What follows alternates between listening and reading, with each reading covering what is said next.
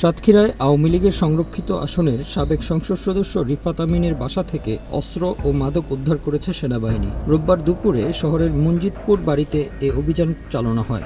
অভিযানে বাড়িটি থেকে আটক করা হয়েছে রিফাত আমিনের ছেলে Safayet Sarwar রুমনকে।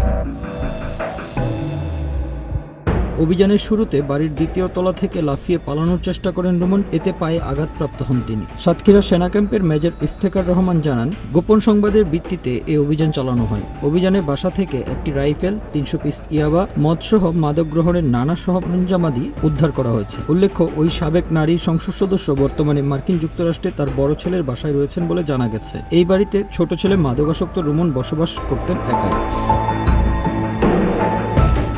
Bangla affairs news desk.